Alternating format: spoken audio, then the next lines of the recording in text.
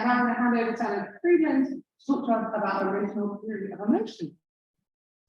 Thank you so much. Thank you so much to the conference organizer. It's a delight to be back at King. It's also a delight to be talking at a conference that's on Oslo, especially as I make my way forging sort of this new clinical and philosophical career as an ally, advocate, and beacon, and also very much a role model. So I'm really pleased to be here. The talk I'm going to give today is unconventional in a few ways. The first is that I'm not going to be speaking about addiction or ability of the law.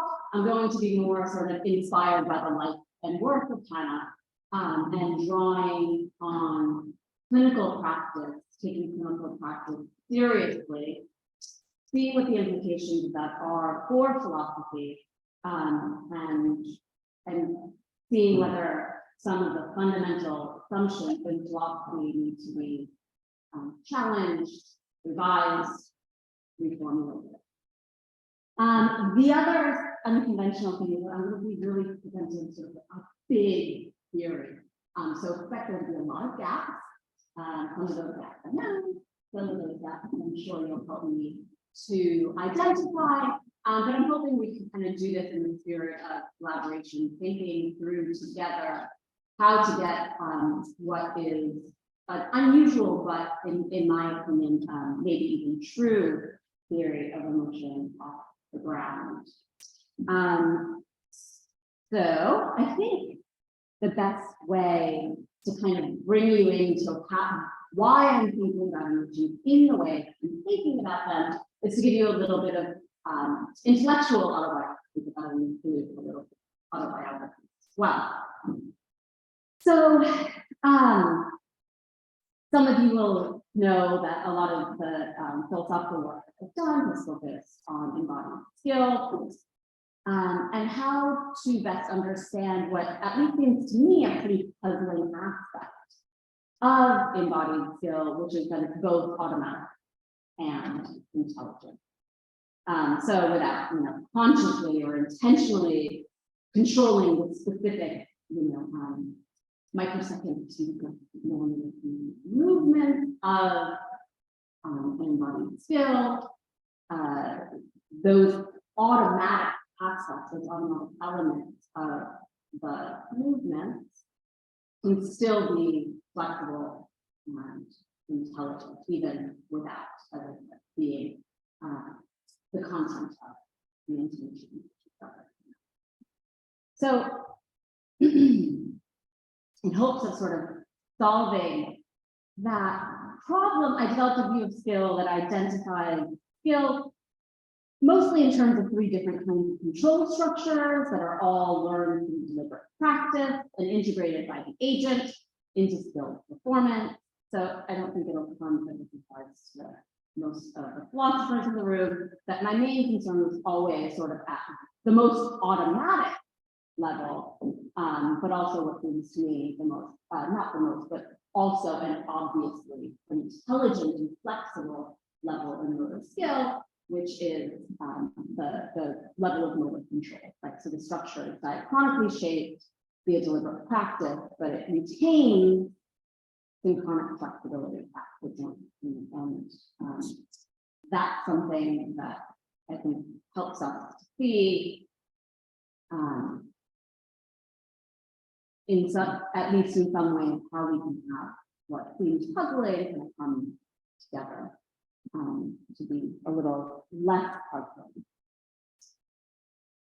And so, after working on embodied skill, I finally said, okay, like I'm going to get to the secret thing that I've been always really hoping to get to, which is really what I think of skills of well-being or skills living, flourishing, and how we might sort of shape our most basic and automatic reaction to the world, sort of intentionally and deliberately, so we can live better, richer, fuller lives. And it seems to me then, and it still seems to me now, that at the automatic level, the level that's going to correspond to motor control and embodied skill, what we need to get a handle on is how feelings, emotions, ways of being or experiencing might exhibit that intelligence and flexibility and agency, despite their being spontaneous or automatic, and certainly not usually under our direct control. The ways in which we live in the world. But again, if we're going to have skills that are related to this, if we're going to develop these skills, then there has to be a way in which we have agency. And so I was really sort of puzzled by this, right? So like, where do we get the structure if the emotions and feelings are going to be manipulable and shapeable, and where do we get this flexibility so that they're intelligent? And it seems to me that we have to be talking about the structure of influence emotion, like how are we going to understand emotion such that we can get a view where we can have skills of well-being, right? If emotion is going to be like that automatic level of control. And looking at theories in emotion and philosophy just sort of to dead end. So as most of you will know, classic theory of emotion and philosophy, you have either your cognitive theories, your non-cognitive theories, or your hybrid. The cognitivist one emphasizes judgments and appraisals, and they're really kind of looking to not look at the automatic, right? They're trying to challenge the idea that there is this authenticity, like the cognitive. The non-cognitive ones are looking at sort of bottom-up conditioned bodily responses, and so you're not going to get the flexibility or the agency. The hybrid theories don't really fare much better. You just need these two things together. It's still not obvious where the agency can come in. So Jeffrey talks about calibration files, but like we have no idea. Work, it's not very obvious given sort of the tools that we have from these theories, how we're going to get the structure and emotion to give us something like this foundational sense of being both spontaneous and automatic, but also potentially intelligent and flexible, and most importantly, something that we can shape as agents, right? Something that from sort of the personal level, we have some degree of that means diaphragm control over the nature of the automatic patterns. So why take these that they exist? Right? You can say, oh, listen, like we can't do that. That's not what emotions are. And you're looking for something that just doesn't exist. And I think there's a few reasons to think that there are these kinds of skills, emotional skills of being. One is just like being active, right? Like not wanting that my well-being is really and more as well is really just depending on destiny or happenstance, right? One way, but also taking seriously some of the main principles and commitments of, for instance, Buddhist philosophy. So in the discussion of mindfulness and meditation, but also in the Buddhist ethic, sort of they're permeated by the idea that we can and also should shape our spontaneous reaction to the world, that we can educate and practice our monkey mind, and that we can develop our thinking and feeling really at the most immediate and automatic. And we do this through attentive deliberate attentional practice. So we can interrupt, we can pause, we can transform, and this is required for suffering and help others as well with that suffering. And of course, there's Aristotle and the Nicomachean ethics, which I've always loved, and but of course there you have to have the right feeling, right, for the virtues, right? You feel time for the right person, 3, right? This is supposed to be second nature, it's supposed to be developed through habit. But how? Right? How do we develop that second nature to feel in the right way? And that's essentially, I think, the question that I'm asking. And what I'm going to try and do is I'm going to answer to that. And just to repeat, I think in the theories of emotion as they're offered, both in philosophy, well, not both, in philosophy, in college, neuroscience, I just don't think that the structure is there for an adequate of how we might introduce this kind of statement, this kind of flexibility and intelligence into the image.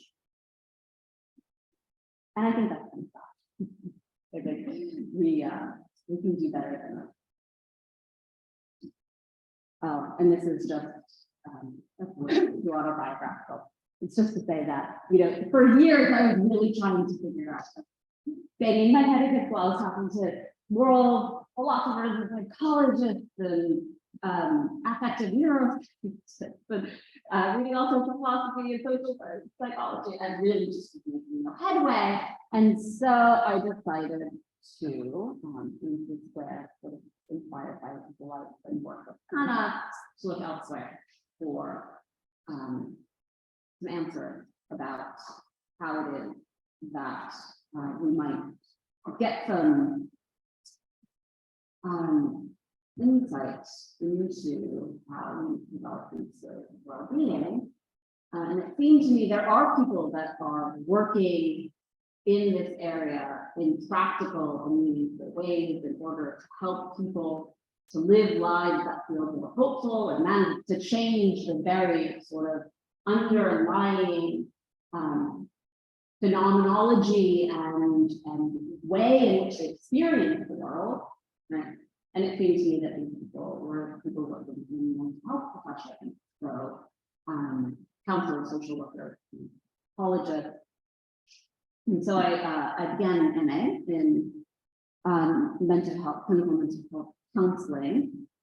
And what I found was that these, you know, very established, knowledgeable, experienced, clearly wise professors and supervisors in clinical psychology that were so insightful and like just clearly knew what they were doing, said things that were just kind of like bonkers, well, standard, right? Like these things just don't make sense.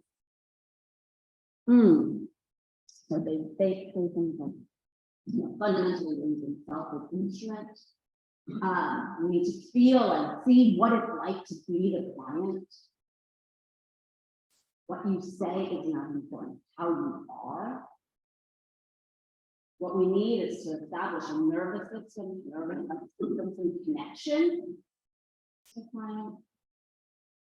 We need to co-regulate the client so that they can make in touch and look at our stuff.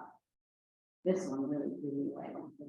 Meditation is the internalization of spirit.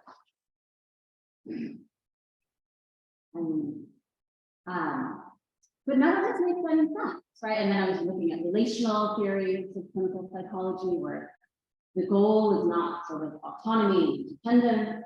You know, it's not like to become the CEO, but to grow the relationship and all of that, sort of how that informs therapy. Because people are either not, right? That's, I think, the typical philosophy. You have no idea what you're talking about, or like you're not using language in the appropriate way. But then I thought, well, what if they're actually on, right? Like, what if this is actually serious and they mean what they said? And then what does that actually mean for our metaphysics of emotion? And then here we are. Oh, and sorry, and this is in these people saying these many things, they're also drawing on a lot of fairly established theories of therapy schools. evidence-based practices. And so I thought, what if emotions aren't these sort of individual, internal, in me responses to the environment, but ways of being with others? What if emotions are relational or attachment models or schemas? I'm still trying to figure out the language here. Developed in early childhood through interpersonal interaction. So these models would be developed through co-regulation of the infant by the caregiver, and can be thought of as distributed representational structure. We then think of it as the repeat patterned interaction. Those interactions would actually shape affective prediction about ourselves, so introspective nervous system prediction about ourselves in relation to others in the world. Emotions in this case, in the first instance, would be from the functional biological view to help us navigate, guide, and regulate interpersonal interaction.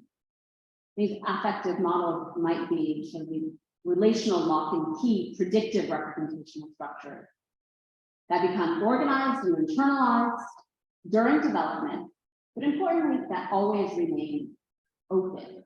And in this way, do not sort of start out relational through co-regulation and then internalize in me for my own, or only for my own co-regulation. But that continue to serve this primary role as a touching throughout the life. Right. Crazy part.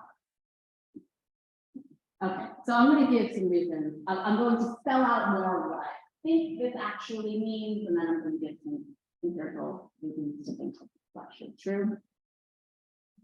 So on a relational view of emotions, what we glean, and again, this is really looking at development and taking development seriously, and looking at development and emphasizing the history of co-regulation in development. I'll say, within time, I'll say as much as I can about that. But on this view, emotions are, again, in the first instance, really about sort of their distributed predictive models for navigating, guiding, organizing, sustaining, and maintaining relationships. And even when they're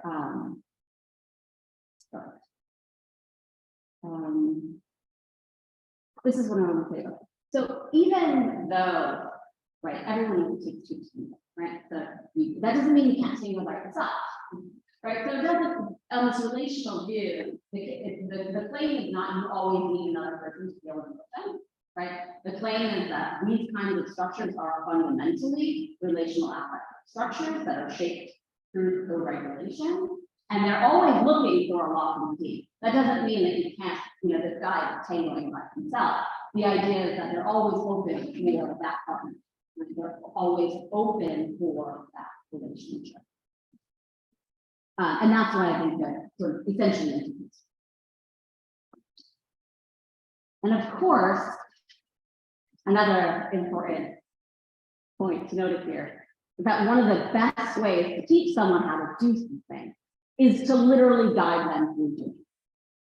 Right? So if emotions are for the regulation relationship, then that co-regulation in early infancy and childhood can be seen as the direct teaching of regulation by literally invoking at the physiological, autonomic, neurobiological, behavioral, and psychological level the actual experience of the emotion, its timing, its context, its typical unfolding, its expression, and its subjective feel. So it's teaching through thousands upon thousands of moments of interaction.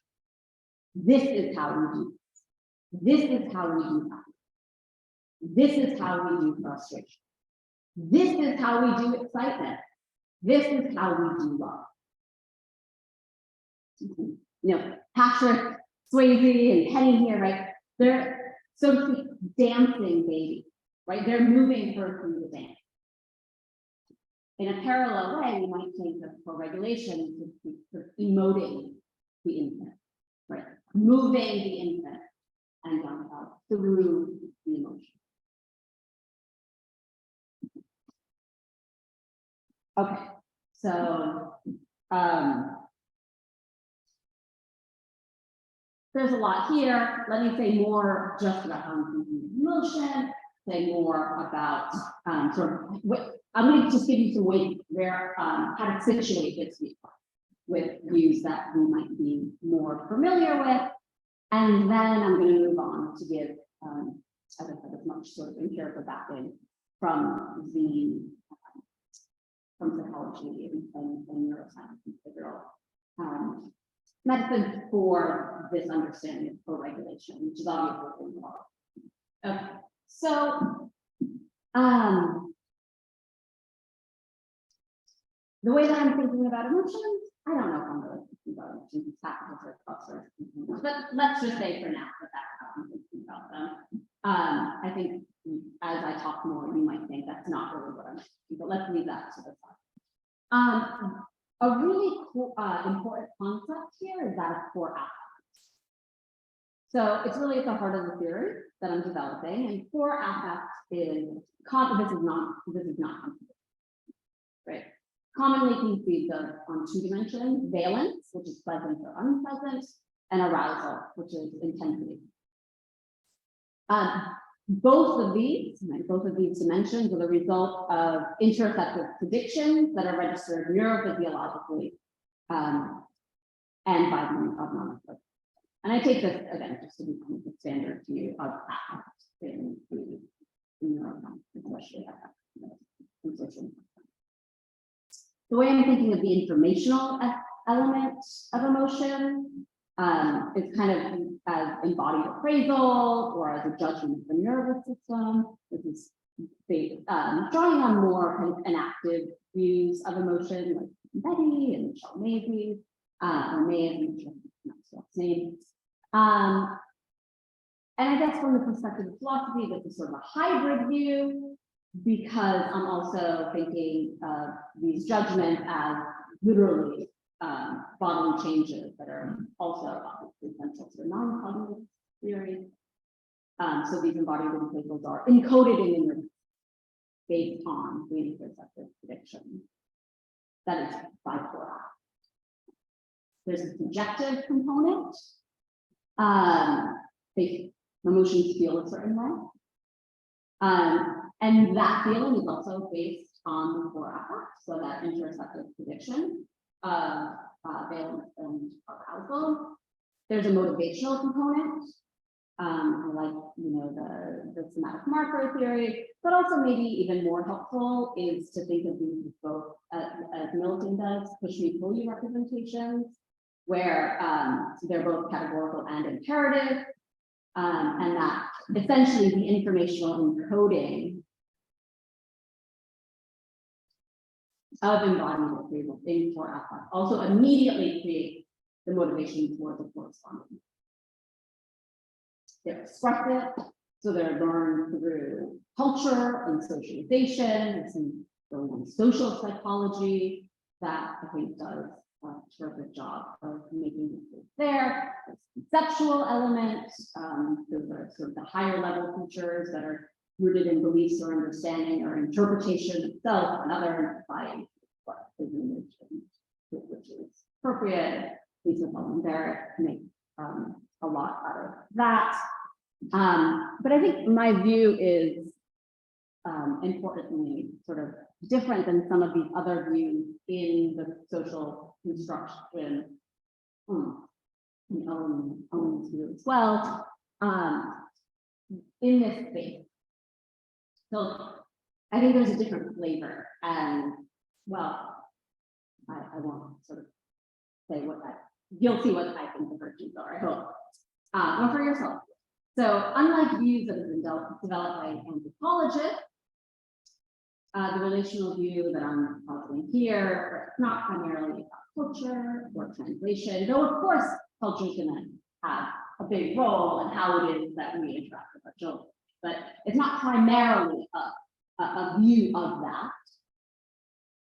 And unlike a lot of the theories of social psychologists, it's not really a view about the expression or communication about emotion, though of course that's an attitude, but it's not essentially a view.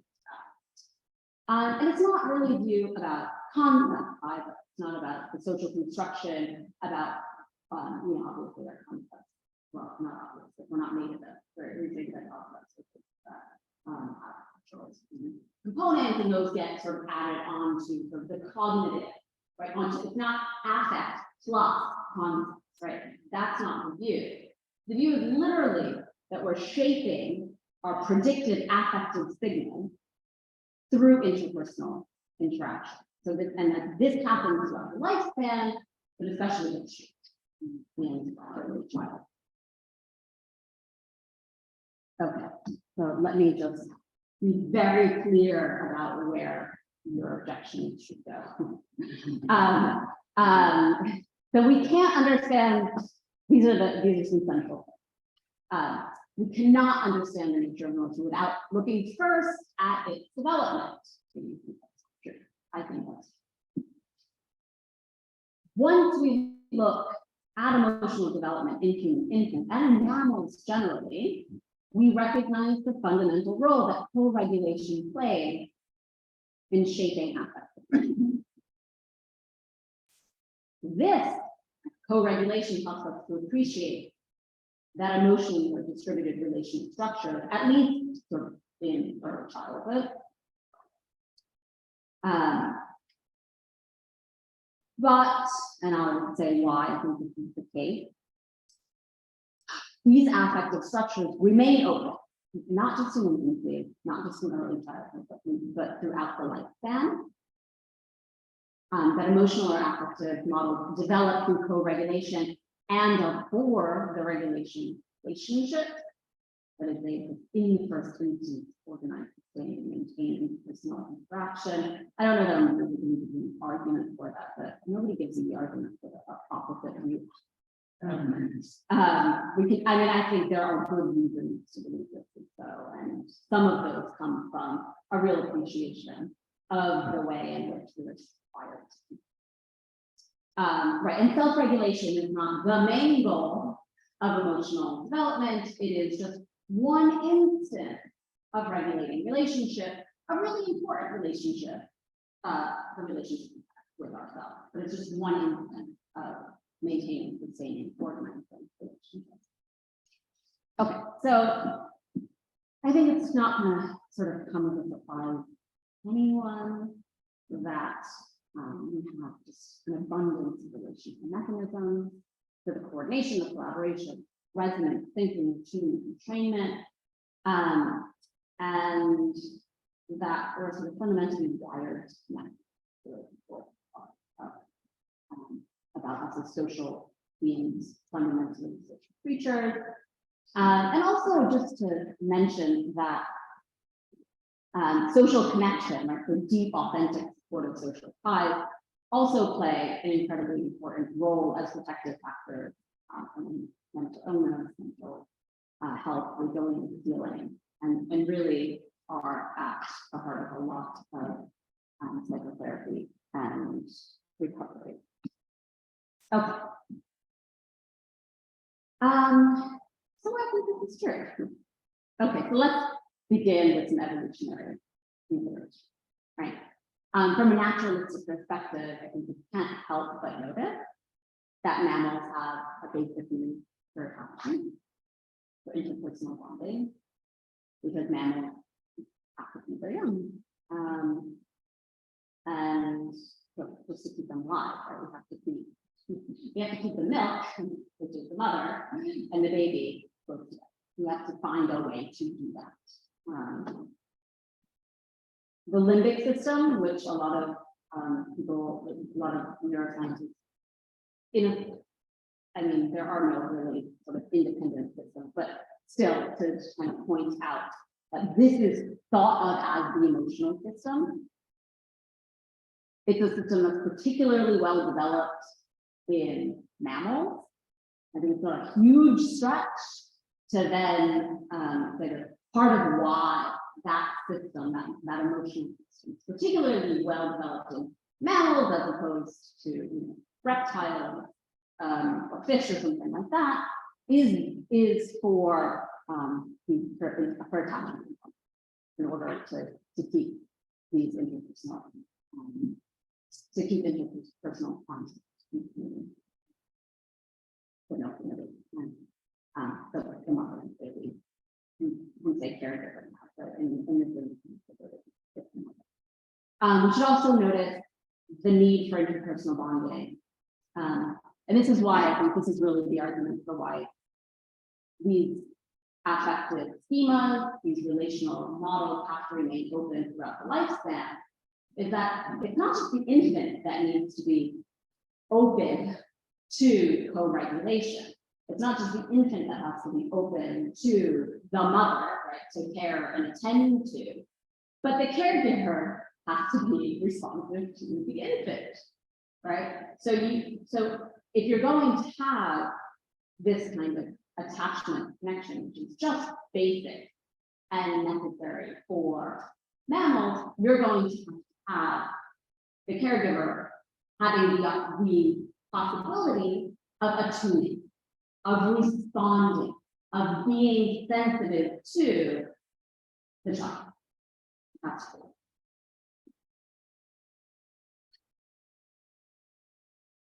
Okay.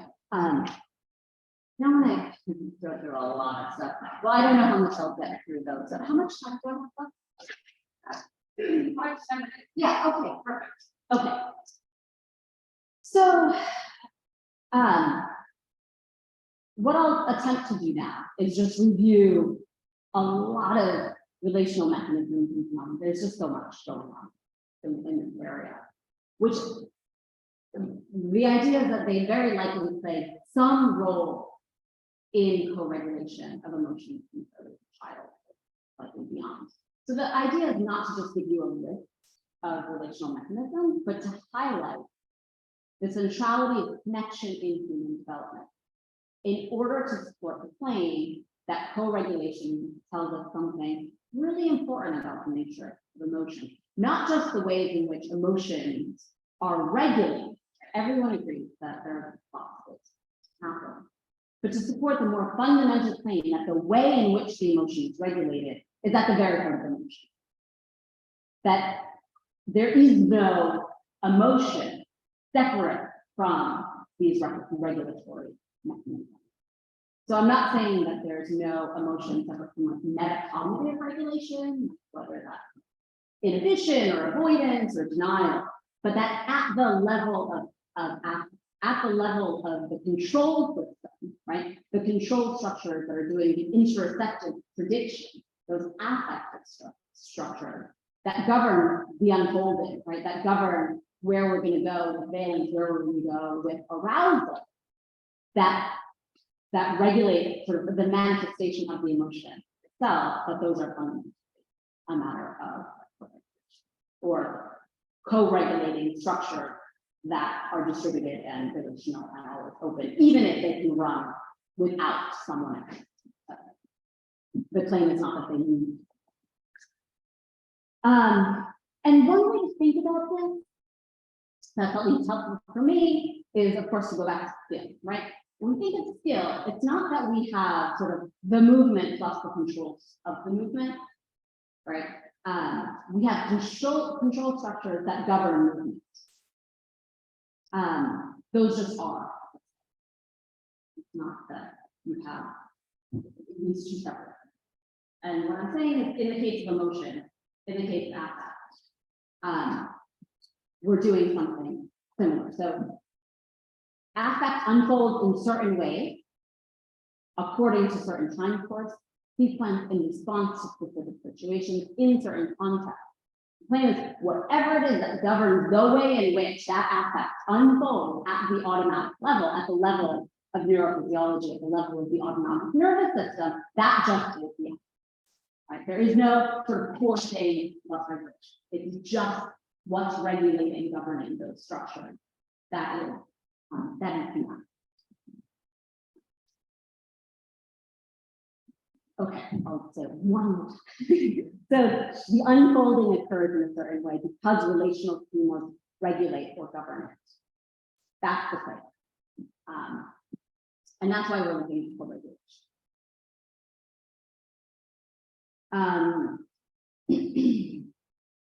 So when we start thinking about co-regulation of infant emotion, I think a good place to start is behavioral coordination. So one powerful example of behavioral coordination it occurs from birth on is eye contact and mutual gaze.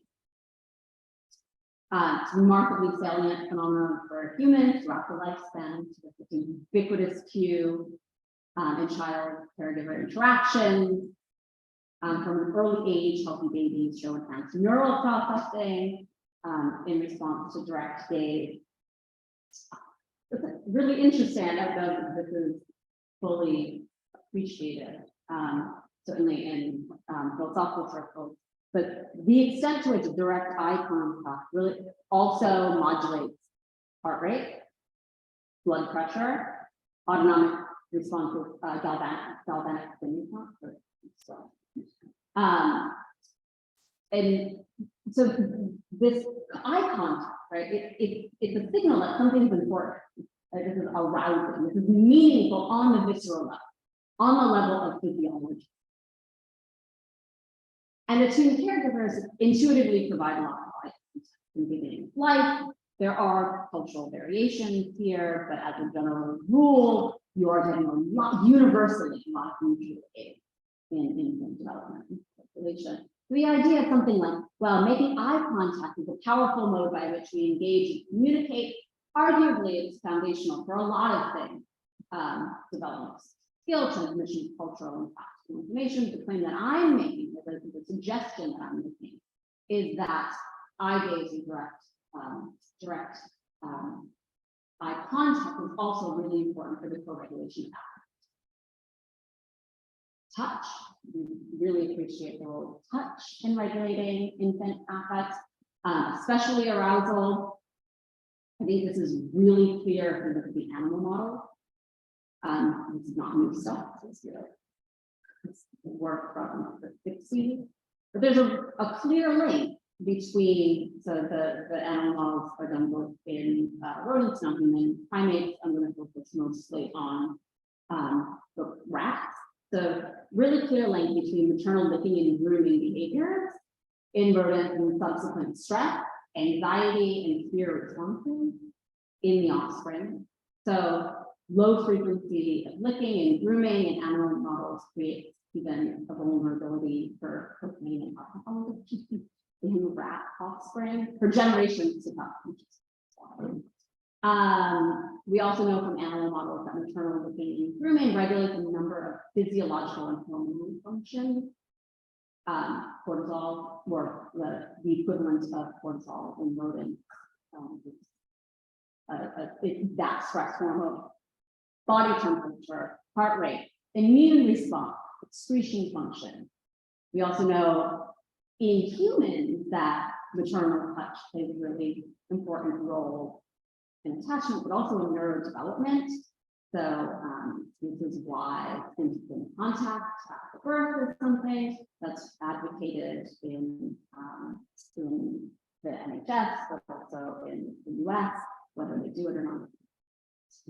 Question, but the idea is that this calms, relaxes both mother and baby, regulates, again, heart rate, breathing, and just think about these as arousal, right? Heart rate is a signal of arousal. Breathing, how quickly or shallowly we breathe, right, is connected to arousal. It also stimulates digestion and interest in feeding, immune response, and regulates body temperature. So these kinds of interpersonal touch, like it's really fundamental, right? They really regulate at this bottom level. And I think we see this in sort of our intuitive ways of regulating infant distress, right? How do you calm a crying baby? You don't like talk to it from across the room. You pick it up, the chest, through past balance, right? Like this is just the way we know to regulate. And we've seen unfortunate natural experiments when we see the lack of this kind of loving touch, so like orphanages, awful. Even think about the pandemic, when people are talking about touch starvation during lockdown and how impactful in the negative way that was experience. And even my deep dive of research into adult touch went to WebMD, and on WebMD, they said, even in adulthood, human touch helps regulate sleep, digestion, and so this kind of co-regulation is happening of each other at very basic levels.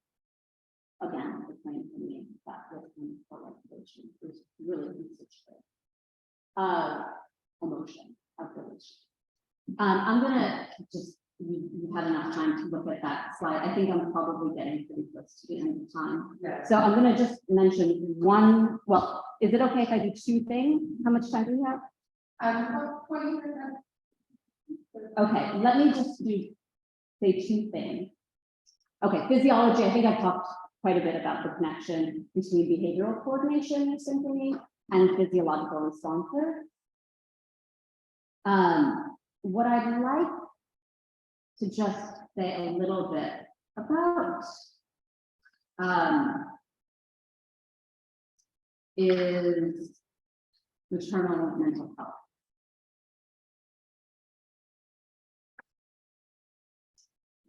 Okay. Because I think this actually is a really nice example. So maternal mental health has a really clear impact on emotional well-being of an infant. One of the reasons for treating postpartum depression, postpartum anxiety is a really important and vital thing for us to do as a community. You know that mothers who suffer from depression have children who show increased susceptibility to pathology, have difficulties regulating emotion, problems forming personal relationship, experience disruptions in physiological support systems related to stress management, also to social affiliation. At the micro level, infants of mothers suffering from postpartum depression engage in less social gaze, more gaze aversion, self-regulatory for infants, self-regulatory behavior during joy, which I think is really, it's interesting to the idea that infants with mothers who suffer from postpartum depression interrupt their own positive emotions. And I think this actually makes a lot of sense through the relational theory of emotion that suggesting, because the idea that the affective system of the child is tuned through co-regulation to experience of an emotionally depressed or anxious anxiety. The idea that the emotional arc of the infant's positive emotion is stunted or interrupted. She's been taught, so through these countless thousands and thousands of moments of interaction, that the experience of positive emotion follows a sort of linear or unique path. When positive emotions are evoked, they're less intense, they have sort of no crescendo, they last for shorter periods of time, the emotion itself is sort of foreclosed or dampened. And she learned this because her emotion is calibrated to mom, who's suffering from depression.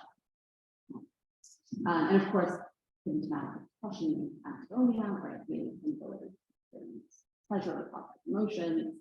And the idea is that the infant emotional or relational schemas are sort of formed in the qualitative soil of depression.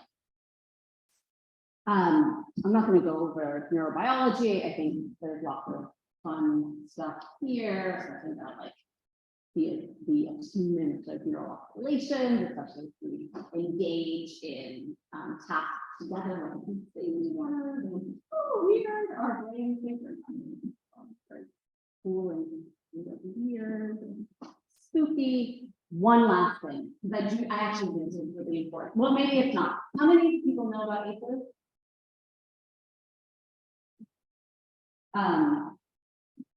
So the reason I bring this up is if attuned, sensitive, loving, caring, touching, co-regulation is essential for the development of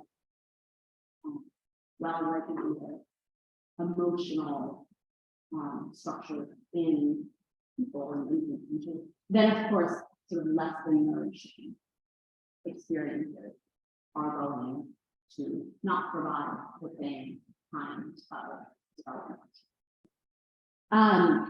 These studies, I mean, they're kind of shocking studies. So these are studies that were done first in the late 90s with 10,000 participants, and then later hundreds of thousands of participants, really looking at the wide range of long-term health and social consequences of adverse childhood experiences. What's really important to see is that most of these experiences, almost all of these experiences, that are looking at physical, sexual, emotional abuse, neglect, divorce of parents, if you live with a parent with undiagnosed mental illness, a parent who's used substances, who's been incarcerated, if you've witnessed intimate partner violence, if you've experienced the death of a parent, right? If you answer yes to any of these questions, if you want, right? Just to point out, almost all of these questions are about attachment, right? Almost all of these questions are about interpersonal relationships, right? There's no question here about a natural disaster. And they really demonstrate in this very strong way that there's this dose-dependent link on the number of ACEs and increased rate of heart disease, cancer, stroke, diabetes, chronic lung disease, illicit drug use, financial stress, poor academic work performance, pregnancy and adolescence, attempted suicide. And just to give you a sense of these numbers, and then I'll stop. But I think it's really important that we know it. It's when I first heard it, it's really shocked. But people who have 4 or more ACEs are twice as likely to develop heart disease, twice as likely to develop autoimmune disease, 4.5 times as likely to be depressed, 11 times more likely to use intravenous drugs, 14 times as likely to be suicidal, and 33 times more likely to have a learning and behavioral problem. Right? So just for the sheer magnitude of these relational or these attachment disruption impacting physiological, neurobiological, I haven't said anything about that, but we can talk about psychological, emotional, right, which is the thing that I really want, the affective world of the person, and behavioral are just kind of shocking and clear. Okay, I'm going to talk about the access. You can look at those in conclusion. Thank you so much for listening.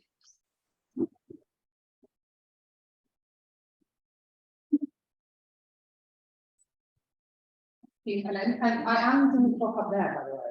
So we do have about 15 minutes left, which is not the pop up I have. It's a different time. I'm going to use that pop up there. So 10 to 15 minutes for questions. Like every other session, we have the standard questions. You put your hand up if you have a follow-up, put a finger, and for those online, raise a hand if you have a question, or if you'd rather type it and I can read it. Okay. So I think you got your hand up first, and Hannah. Sorry, who was that? Sorry, Sean. One.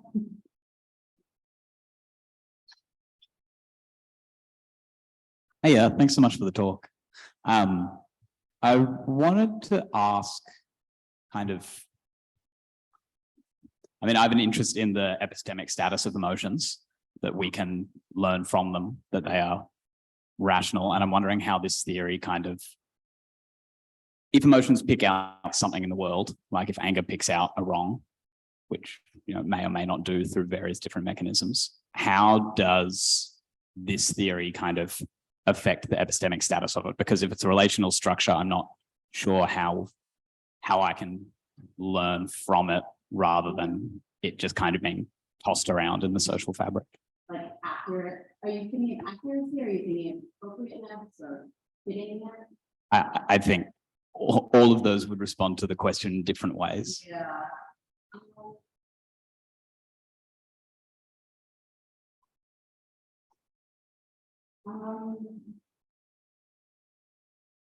I think, so I haven't thought about this, but I think the best way forward, and tell me if you think this forward too, is to sort of really draw on the social and cultural aspect of emotion and seeing that the appropriateness of an emotion is not something that comes from God or from the world, but that really is shaped in a cultural view. And so we get that accuracy, we get that appropriateness through the learning. We don't sort of step outside of it. What is objectively the thing other than through evolution? And I think that's really it. And that doesn't mean that there's no answer if it's appropriate or accurate or not. It's just that it's from within or from within. Yeah, great. Thank you. We'll just pass it back to Thanks so much, Ellen. That was wonderful. I want to ask a question about the application to the clinic. Good. Because what I really like the idea of emotions as skills that we learn interpersonally, fundamentally in childhood. But what I thought you were going was that as a kind of model or an example of how we might think of this thing that happens in clinical practice, which is somehow through therapy, people come out able to feel in different ways, right? So I thought that was in ways the target to be explained. But that for me is like $1 million question that how do we do that? How does that happen? Which sort of I've always thought about and never had a good answer to. But here's one thing that feels in distinction from the kind of evidence from early environment and attachments that you brought up. We need not to feel things as therapists in the clinic. And although you sometimes do show emotion, of course you come alongside, there's ways in which the kind of natural spontaneous attunement and mirroring, whether that's an identical emotion or an emotion which would be a natural response, is something that one needs to learn to actually kind of suppress and just not show and give people space to sit with their own feelings without doing the kinds of things we do as mothers. So I don't mean there's nothing that we do that's similar, but so I guess the question is, do you really think this is how it works in the clinic?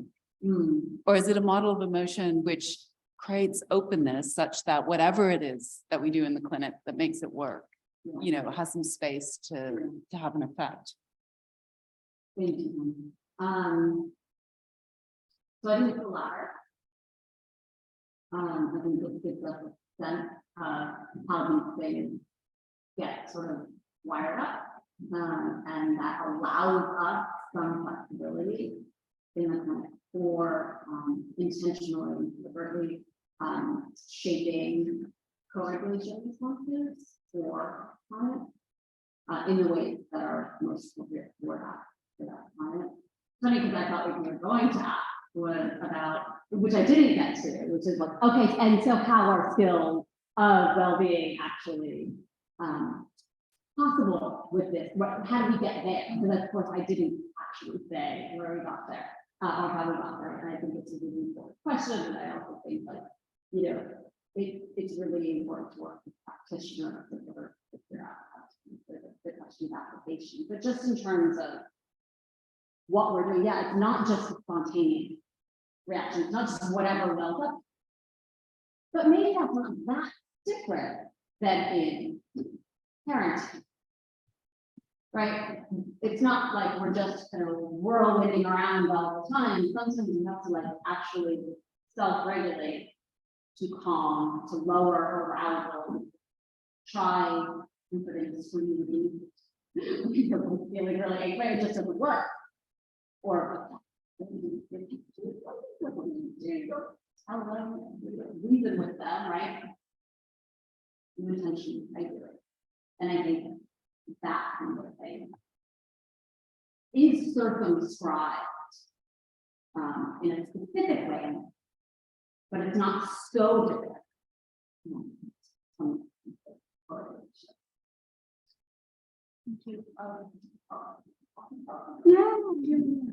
Yeah, perfect. Next page, yeah.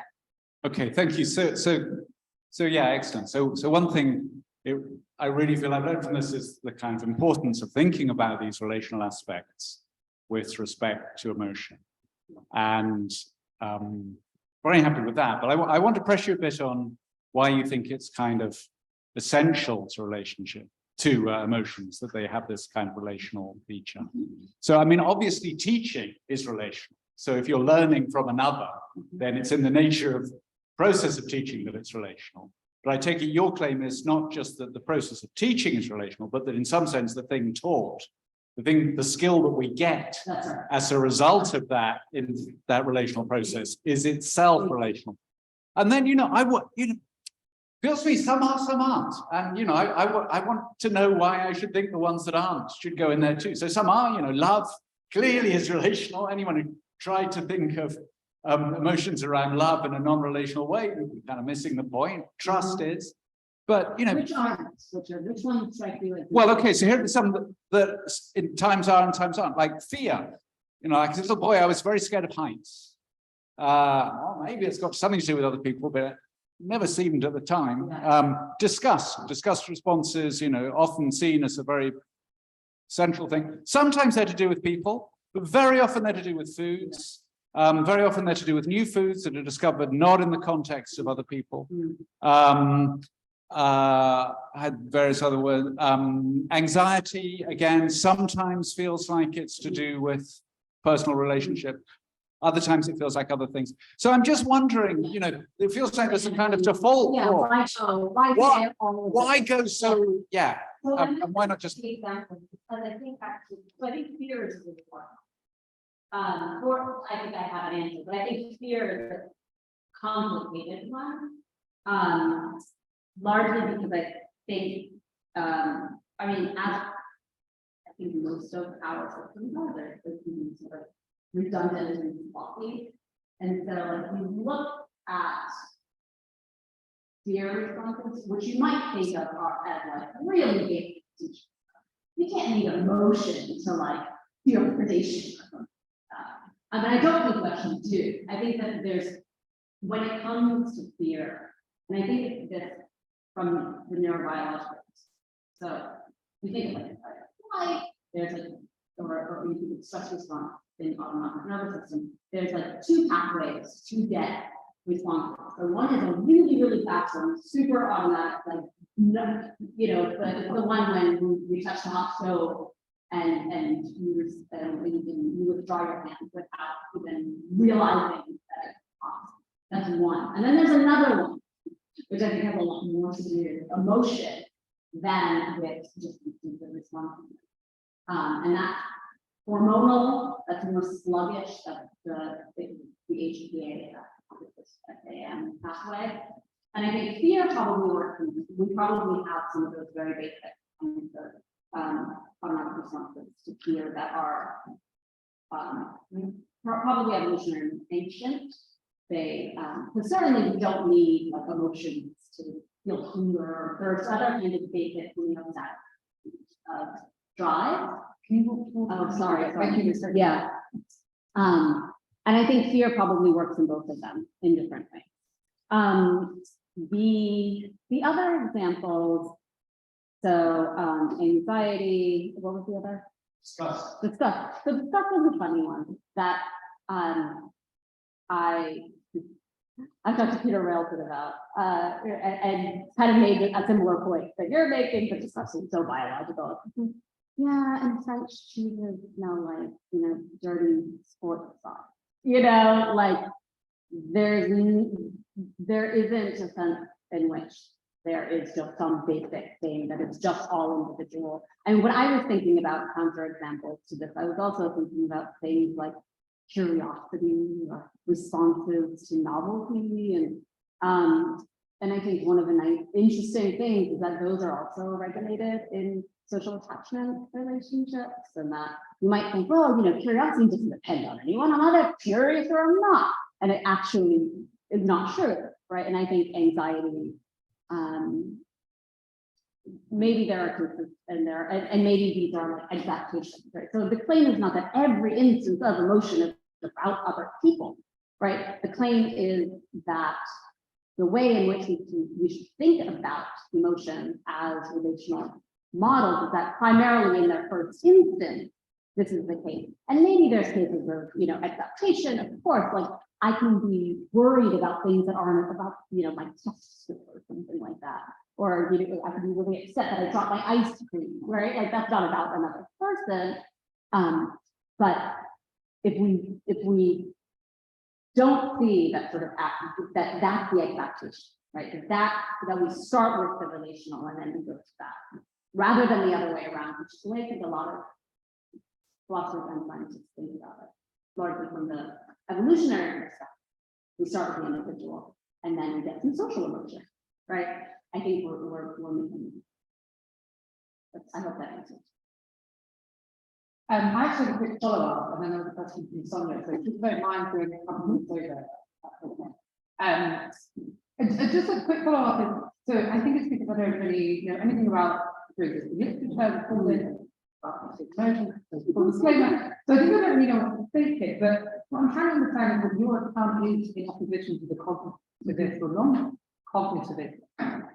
Because it's striking that your account, I don't really understand, striking that we need some kind of inclusion of the phenomenology or the subjective experience of emotions for a full account of emotions, and your account seems to be a story about why we end up with certain emotions that different people do and don't.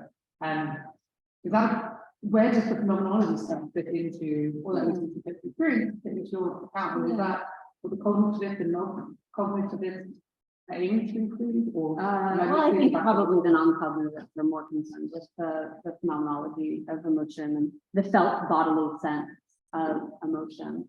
But I think the way where it comes in is as a result of interoceptive prediction. So the core affect is bodily. Those are autonomic nervous system predictions that are connected to expectations of what bodily budget wants to cope with the environment. And those feel certain because those are valence in the process. So those arise in us as bodily, what I'm calling embodied appraisals. And those, because they're embodied appraisals, literally, judgments of our neurobiology. Those are, they have a feel, right? So if you get excited, the around cycle down, the valence, it's going to be a good interaction or that, right? That feels a certain way. And so I think that on my account, the subjective component of emotion comes right out of that embodied appraisal. And I think cognitivists accounts always struggle to give an account of this, and then non-cognitive accounts always struggle to say, well, how would the world oriented with the intention of quality? So, yeah.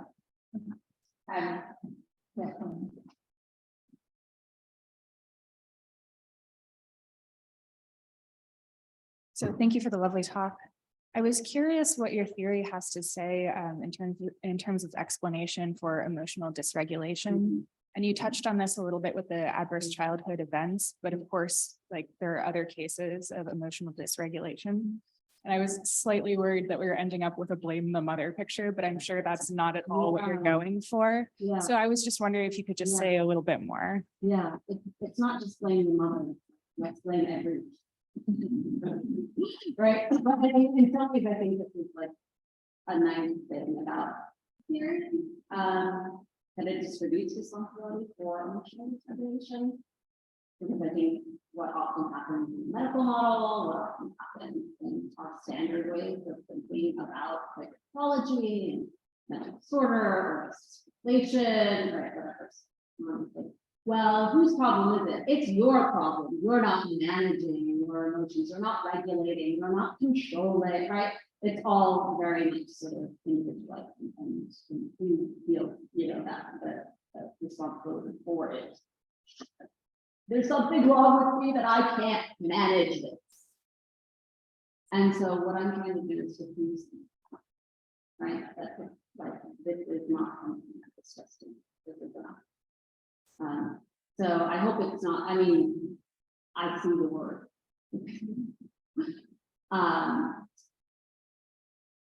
Yeah, but hopefully it's just, it's more distributed than just another. And then one final question, if you don't mind. I don't mind. Oh. And then we can. We can go all afternoon. We will, but not here. Thank you, Ellen. So Richard brought up the question about emotions, which just sometimes at least are seem not to have to occur in relation. But I want to ask you something. You emphasize, as you should, of course, the co-regulation of positive emotions, ones that enhance well-being.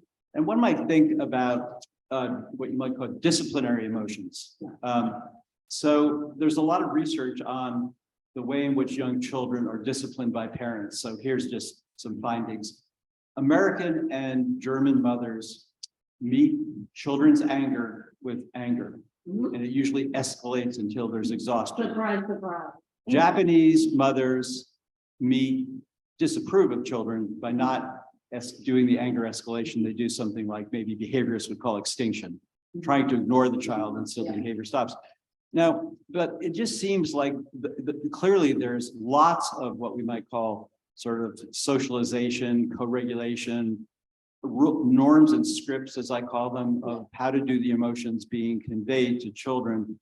But these are not exactly the ones, these negative emotions or disciplinary emotions are not exactly the ones that are building the foundation of what these positive emotions like attachment and love and so on.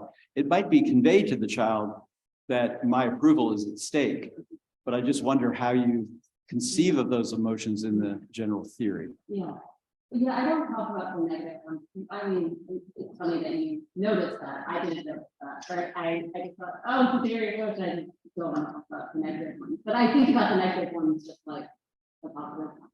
So this is how we do it, and that's going to be different for the German child and the Japanese, and that will regulate the affective structures of those people in different ways, and ultimately their affective predictions and experiences will differ based on the way in which those are regulated. So I don't think there's really there. I would say I hope there isn't. But it's nice to also see how the culture, so many, and then like the cross-cultural stuff, and everybody wants to know what are people doing with babies in other places, right? And it's different, and I think it really, it really does come out in the way in which enculturation works all the way down to the affective level of the way we experience the world. Just one quick follow-up, but I guess we've just seen with the positive emotions, the co-regulation is, as it were, love for love in certain cases, or conveying parental concern to that I genuinely care about your well-being. In the cases of these disciplinary emotions, anger is something they say guilt or fear. So there's a kind of asymmetry. I totally agree. I have exactly this view. Learn to scripts of emotion by what adults are doing around us. But there's not always, as it were, that we're teaching the child how to have the exact same emotion that we're conveying. Right. Sometimes they're actually different. Good. Great. And so you might think that the time course and the sequence and those things might not be exact mirrors of one another. And maybe that's sort of where more cognitive or explanatory kinds of additions then go not so if you really, really early childhood, it's just anger to anger, you know, you're doing what I'm talking about, right? But maybe then you do some talking about how you should feel ashamed of this, and then that builds, so it's not going to be, and you know, it isn't, and you know, because people write about this stuff like Jill Cooper, or shared emotion, like, yeah, how do you make things about this? And I think that's the wrong way to think about it, because it's not always, you know, it's not just I feel what you feel what I feel, right? So empathy or completion or anything. I think it's actually co-regulation is different because it doesn't mean that I have to feel the exact same thing to impact. Great. Great. Thank you so much, Helen. Thank you. Thank you, everyone.